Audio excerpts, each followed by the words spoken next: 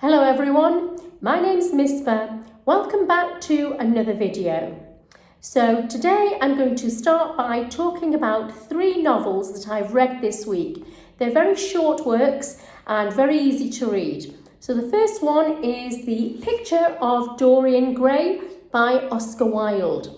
Oscar Wilde wrote short stories and plays, but this is his only novel.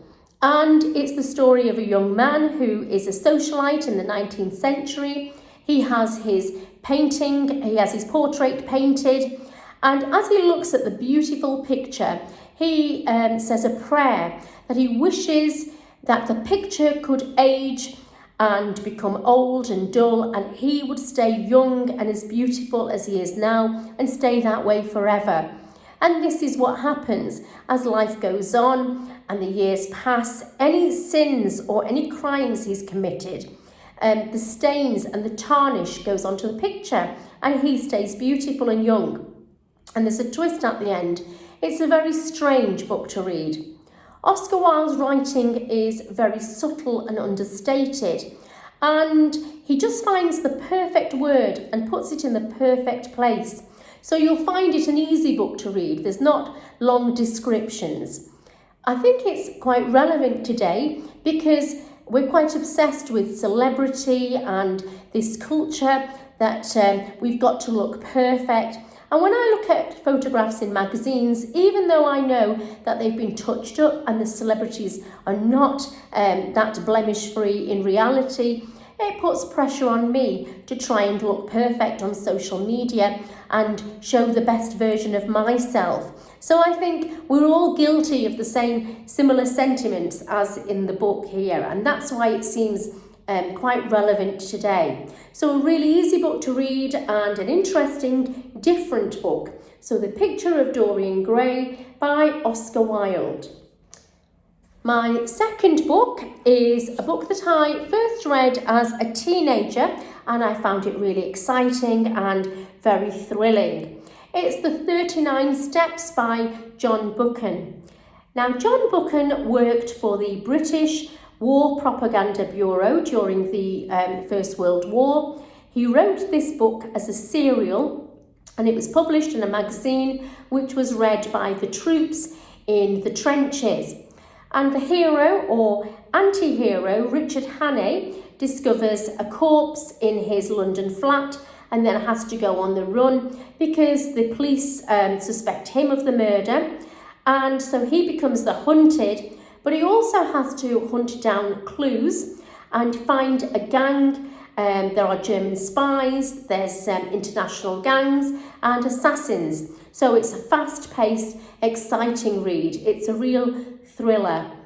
I also like the descriptions of the Scottish countryside and the descriptions of life there. I think this is an excellent book to read if you're going on a short break or a short journey. He's a cross between Sherlock Holmes and James Bond, so it's a really good book. It's The 39 Steps by John Buchan.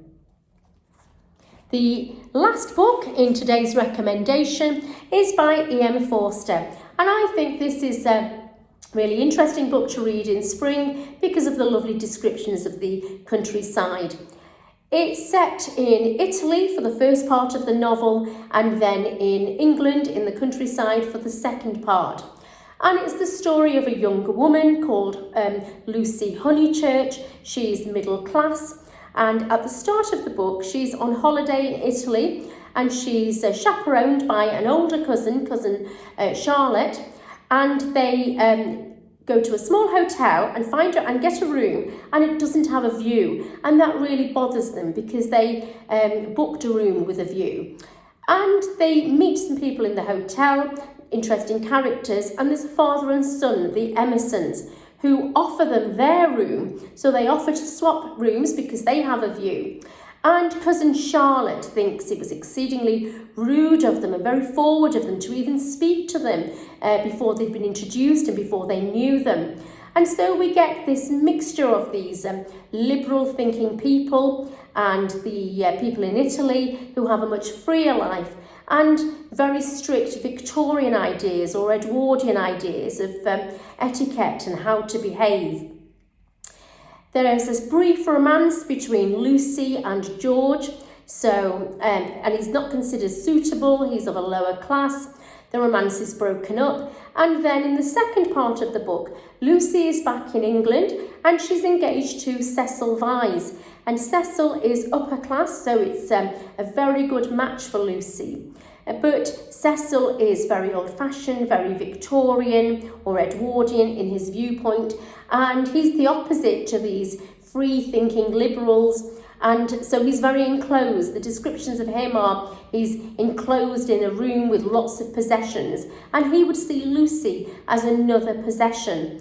So there's a sort of love triangle because George comes back into Lucy's life, and Lucy spends a lot of the novel lying. She lies to George, saying that she doesn't love him, she's going to marry Cecil. She lies to Cecil, saying that she doesn't love George. In the end, she breaks off her engagement with Cecil, but she then lies to herself, saying that she doesn't want to marry anyone, she wants to be a spinster. And so she's in a real muddle.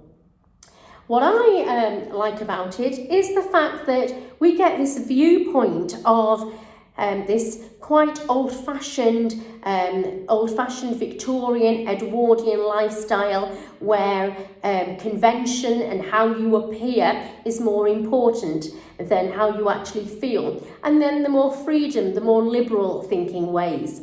And it was also really interesting to read about how English people would have behaved when they went on holiday and would have behaved abroad as well. So I found it a very charming read, and I think you would enjoy it as well, especially reading it in springtime. So those are my 3 recommendations. So the last one is E.M. Forster, A Room with a View. Thank you for watching this first part of my video, and I'll see you for the second part.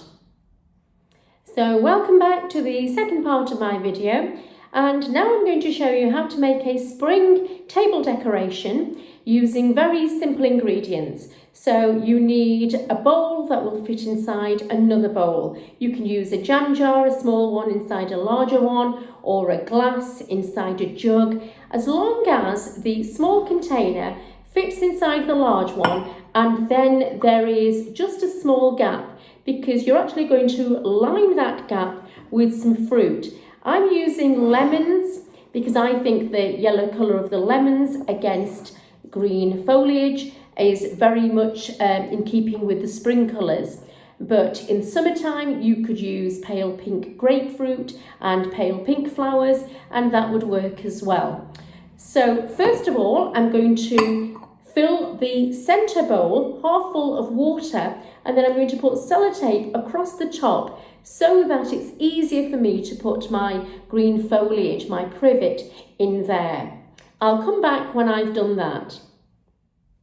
Okay, so I've half filled it with water, and as I tilt it you can see that I've put sellotape across the top in a crisscross pattern, and that works for me. That's how I prefer to put my foliage in there. And then you simply take the foliage. I'm using green privet. I wanted something like rosemary or mint, so I would get the lovely smell as well, but I couldn't find any, so I've just stuck with the privet. And then you slot that in carefully in there. It doesn't have to be perfect, and you just carry on slotting it in until that bowl is filled. So I will show you that stage when I've done that.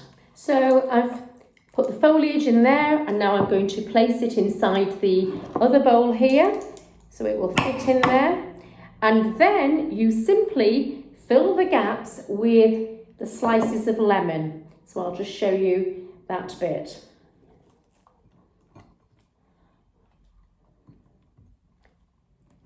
So it's really a straightforward, simple table arrangement, but I think what makes it is the fact that the colours are just so bright, and to me they say spring. So I'll carry on doing that, and then I will show you the finished result. So this is my finished result here. As you can see, it's really simple, but I think it works, and I've gone slightly higher with my lemons because I had enough, but that's just a personal choice. So I hope you found this second part of my video interesting, and I'll see you in the third part. So for the final part of my video, I'm going to go for a walk along the River Mersey. The River Mersey is 70 miles long. It goes from Stockport near Manchester all the way to Liverpool. But I'm going to do a walk that's about 4 miles, and it's from Northenden to Didsbury. So I'm going to walk from Northenden and then go over a bridge called Simon's Bridge. And then I'm going to walk along the river near Didsbury Golf Club. And then I'm going to stop halfway at some allotments there. And I want to see what the golf club and the allotments look like now, a few weeks after they were flooded. And the river flooded when we had heavy rainfall, and the river was diverted to make the golf course and the gardens around them flood, so that the water would be diverted from the homes that are built close to the river. So it's a deliberate policy to actually flood the golf course and to flood the allotments, and then they recover. But this saves the houses that are built very close to the river. So I'll go from Northenden to the allotments, and then I'll have a break, and then I'll walk into Didsbury. And one of my favourite parts is a lane which is lined with poplar trees, very tall trees, called Poplar Grove. And then from there I'll go into Didsbury and go to Fletcher Moss Gardens. These gardens are really beautiful and they're free to the public. And my favourite part is the area which is a shrubbery. It's like a terraced shrubbery with a Japanese feel to it. So I hope you enjoy this final part of my video. Thank you for watching. See you next time.